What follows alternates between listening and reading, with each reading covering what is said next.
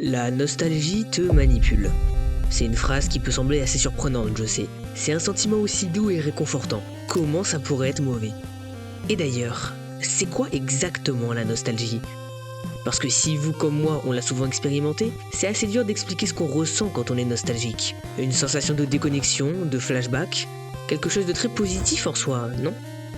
C'est beaucoup plus compliqué que ça, et vous allez voir que ce sentiment pourrait bien avoir un côté plus sombre, et déformer petit à petit notre vision de la réalité et notre jugement critique. Entre biais cognitifs, années 90, préhistoire et régime communiste, aujourd'hui, on va découvrir la face sombre de la nostalgie et comment l'éviter. Mais avant de voir tout ça, faut qu'on mette les choses au clair. La plupart des gens ne savent pas définir la nostalgie, et c'est normal. C'est un sentiment qui est souvent passager et qui est mélangé avec plein d'émotions et d'états émotionnels. La joie, la tristesse, la mélancolie, le réconfort parfois. En plus de ça, c'est une chose très personnelle. Personne ne sera nostalgique pour la même chose ou dans les mêmes moments. En bref, c'est très dur à expliquer. Donc pour partir sur de bonnes bases, on va définir ce mot de façon générale. La nostalgie provient du grec ancien nostos, retour, et algos, douleur. C'est une sorte de désir de retourner à la maison, de revivre un événement passé. Un désir qui ne peut évidemment pas être réalisé. Ça donne cette sensation à la fois amère et douce, où on se remémore joyeusement des éléments du passé, tout en se rappelant que, justement, c'est du passé.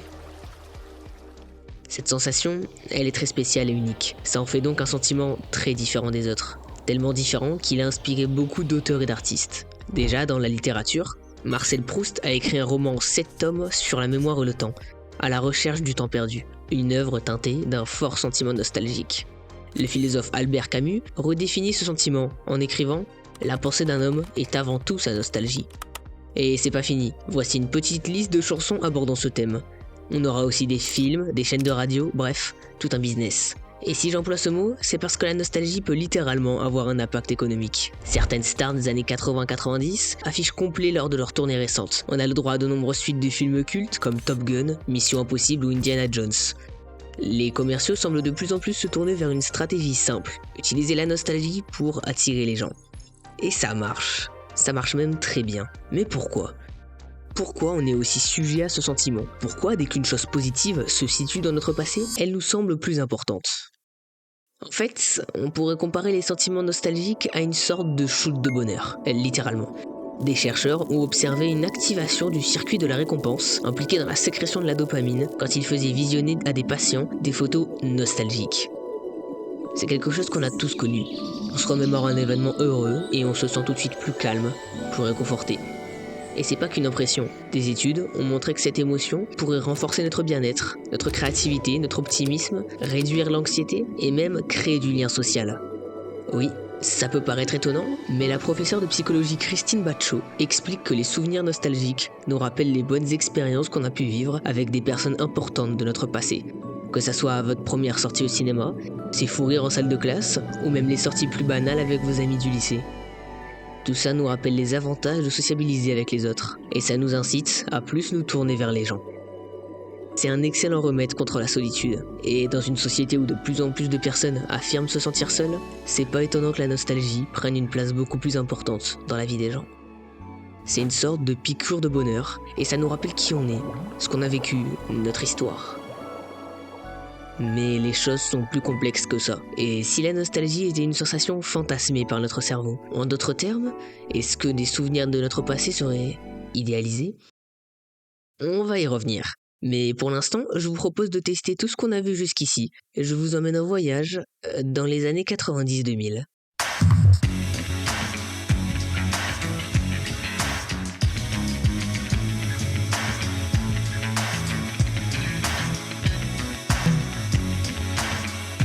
Qu'est-ce que t'achètes, toi? Pour moi, des Nike. Ouais.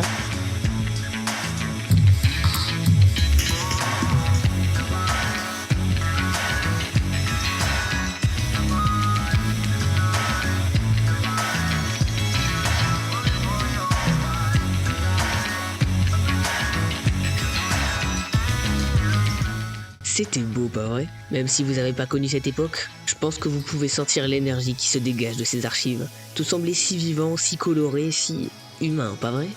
On aurait dit que c'était un peu la décennie dorée, non?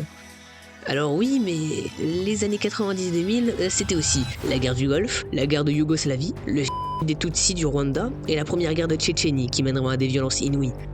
Et c'est pas fini. La mondialisation à cette période a entraîné une forte montée des inégalités, un racisme très présent, notamment aux USA. Sans compter qu'en 1997, on atteint le pic de l'incidence mondiale du VIH, avec 3,3 millions de nouveaux cas.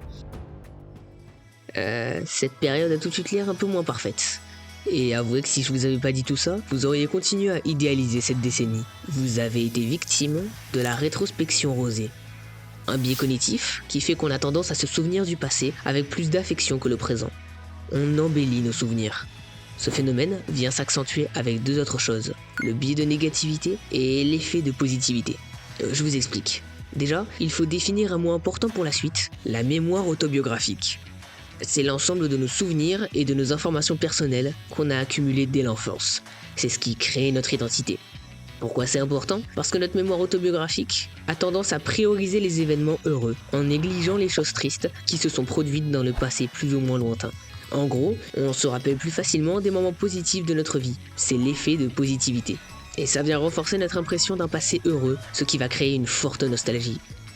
À l'inverse, dans le moment présent, on est plus influencé par le biais de négativité, qui fait que notre cerveau va mieux retenir les éléments négatifs. Par exemple, quand vous êtes pressé pour aller au travail, vous vous énervez plus facilement quand vous tombez sur un feu rouge, sans vous rendre compte que tous les feux d'avant, eux, étaient verts. Je suis sûr que vous vous souvenez aussi mieux des faits divers qui passent aux actualités, plutôt que des informations positives qui sont relayées. Vous avez fait abstraction de toutes les situations positives d'avant pour vous concentrer uniquement sur celle qui est négative. Ce qui vient renforcer l'impression que les années 90 étaient meilleures qu'aujourd'hui, car on se concentre plus sur les problèmes actuels. Je suis conscient que ce passage est un peu dense, donc retenez juste deux choses. La rétrospective rosée et l'effet de positivité viennent influencer notre cerveau pour qu'il idéalise le passé. Et le biais de négativité nous donne l'impression que le présent est plus nul qu'avant. Alors bien sûr, toutes ces choses sont à nuancer. Il y a bien des aspects sur lesquels les années 90, 2000 et 2010 étaient meilleurs que notre époque. Mais il faut savoir se méfier de notre cerveau. Et là, vous commencez à voir le problème de la nostalgie. Elle peut nous donner une version fantasmée du passé et nous enfermer dans une vision pessimiste de l'avenir. Et ça entraîne un phénomène dont on a tous été victimes, la juvénoïa. Oh, les jeunes de nos jours, de toute façon c'était mieux avant. Ces deux phrases, que vous avez déjà sûrement entendues, c'est de la juvénoïa, un mot inventé par le sociologue David Finkelor, qui a mélangé juvénile et paranoïa, pour définir la peur ou l'hostilité que peut avoir une ancienne génération par rapport à une plus jeune. En gros, c'est les vieux cons, quoi. Ceux qui se plaignent tout le temps de la décadence du monde actuel, et qui se vantent « Oh, à mon époque c'était bien mieux ». Ça vous rappelle pas quelque chose, ça ? Et oui, ils sont souvent victimes de ces trois biais, et c'est en partie de la faute de la nostalgie. Plus on est vieux, plus on se rapproche de la mort. La nostalgie est donc là pour rassurer nos aînés, pour leur rappeler qu'ils ont une belle vie, à travers des souvenirs joyeux, parfois embellis. Les seniors sont donc beaucoup plus sujets à ces trois phénomènes, et ça peut conduire à une impression de déconnexion avec le présent, qui semble si triste et monotone. Un monde tellement différent de celui qu'ils ont connu, une société qui avance en accéléré, pendant qu'ils sont essoufflés par la longue course de leur existence. C'est ça la juvénoïa, et elle est étroitement liée à un autre concept assez terrifiant, le passéisme, qui consiste à idéaliser les valeurs du passé par rapport au présent. Et avec la nostalgie parfois biaisée de certains, on est en plein dedans. Et pour certaines personnes, c'est un gros problème, car le passéisme peut totalement dérégler notre jugement s'il est couplé à tout ce qu'on a vu jusqu'à présent.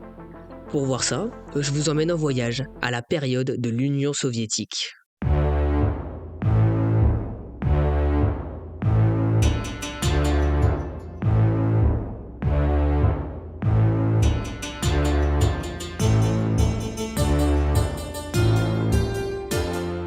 Alors, ça vous fait envie ? Pas vraiment, non ? Certains habitants de l'Europe de l'Est affirment regretter cette période, le temps des régimes communistes. Ils disent qu'à l'époque, ils avaient plus de sécurité de l'emploi et de logement. En Russie, des bus décorés à l'effigie de Joseph Staline avaient même été repérés pendant les commémorations de la Seconde Guerre mondiale. De notre point de vue, ça semble assez stupide. Vouloir retourner à une période avec autant de répression, de totalitarisme, le tout avec un style de vie très terne, ça paraît irrationnel. Et ça l'est. C'est le danger de cette attitude. On déforme le passé et ça fausse totalement notre jugement critique. C'est même encore plus profond que ça. Les plus grosses victimes du passéisme ont peur du changement. La faute a l'effet de simple exposition. Oui, promis, c'est la dernière notion un minimum compliquée qu'on verra dans la vidéo. Mais le concept est hyper simple. On préfère les choses auxquelles on est habitué. Plus on est exposé à un discours, à une idée ou à un événement, et plus on attribue un aspect positif à cet événement. Pour vérifier ça, le psychologue américain Robert Zajonc a fait une expérience. Le chercheur présentait à des volontaires une série de mots de 7 lettres chacun. Zajonc explique ensuite aux personnes que ces mots sont tous des adjectifs turcs. Le petit détail, c'est qu'en fait, les mots ne voulaient rien dire. C'était du style Kardiga ou Iktidaf. On les a ensuite présentés aux volontaires avec des fréquences plus ou moins élevées. Donc ce mot revenait 11 fois, celui-là 2 fois, etc. À la fin, le chercheur demandait au sujet d'attribuer un sens positif ou négatif aux adjectifs. Le résultat est sans appel. Les personnes donnent un sens plus positif aux mots présentés un plus grand nombre de fois. Alors que, je rappelle, ça ne veut rien dire. Ils ont été victimes de l'effet de simple exposition. Inconsciemment, les mots qui revenaient les plus souvent étaient mieux perçus que les autres. Et la même chose se passe avec les seniors. Ils auront tendance à préférer les valeurs auxquelles ils ont été confrontés le plus souvent dans leur vie, plutôt que les idées nouvelles. Et évidemment, les personnes âgées sont bien loin d'être les seules concernées par tous ces effets. Globalement, plus on avance en âge, plus on y est confronté.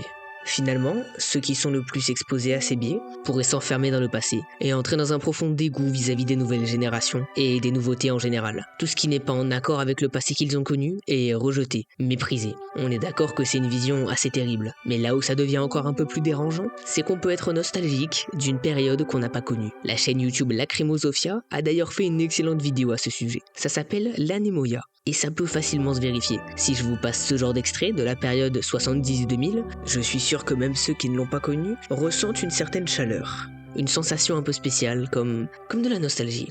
Même si vous n'étiez même pas né à cette époque. Bien sûr, ça dépend de la sensibilité de chacun, et peut-être même que vous êtes totalement insensible à ces images d'archives. Mais si vous ressentez ne serait-ce qu'un peu d'émotion, ça veut dire que vous risquez d'être exposé à tous les biais dont on a parlé depuis le début, alors que vous êtes d'une génération différente. Cet effet peut aussi se produire par l'intermédiaire de la musique, des films ou des histoires racontées par nos parents. Ça explique pourquoi certains jeunes peuvent aussi être victimes d'une forme de passéisme. Mais dans ce cas-là, il ne s'agit pas vraiment d'une peur de la nouvelle génération, puisqu'ils en font partie, mais plus d'un rejet de leur époque en général. Par exemple, ils vont pas directement critiquer leurs amis qui sont en permanence sur leur téléphone. Ils vont par contre blâmer la société dans son ensemble, où selon eux, les nouvelles technologies prennent trop de place. Avec tout ce qu'on a vu, on peut se poser la question, mais du coup, est-ce que la nostalgie nous manipule ? Et la réponse est un peu plus complexe qu'un simple oui ou non. Déjà, même si depuis tout à l'heure je vous présente la rétrospective rosée et tous les autres dysfonctionnements de notre cerveau comme très néfastes, ils ont en fait eu un rôle assez important dans notre évolution. Le biais de négativité par exemple. Selon le neuropsychologue Rick Hanson, ce mécanisme aurait été développé par nos lointains ancêtres pour maximiser nos chances de survie. Parce que les situations négatives étaient souvent liées au danger, donc plus on y prêtait attention, moins on avait de chances de mourir. Et par sélection naturelle, ce caractère s'est répandu. La même logique s'applique pour l'effet de simple exposition.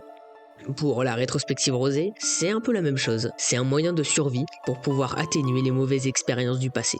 À la préhistoire, par exemple, si les femmes se souvenaient de la douleur exacte de leur accouchement, sans que l'effet de positivité soit passé par là, elles ne voudraient plus jamais avoir d'enfants.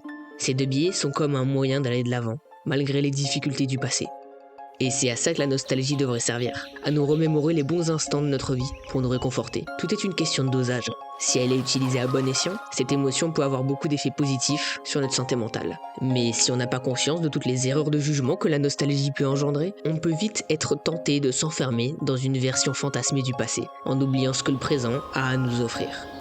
La nostalgie peut aussi être l'occasion de faire un bilan, de constater à quel point on a avancé dans nos vies, depuis l'époque où on était un simple enfant. Ça nous permet aussi de nous rendre compte de la personne qu'on est devenu avec le temps. Et si le bilan peut parfois s'avérer douloureux, on peut toujours agir dès maintenant pour essayer de réparer les erreurs du passé. Parce que les bons souvenirs de notre futur, c'est aujourd'hui qu'on se les crée.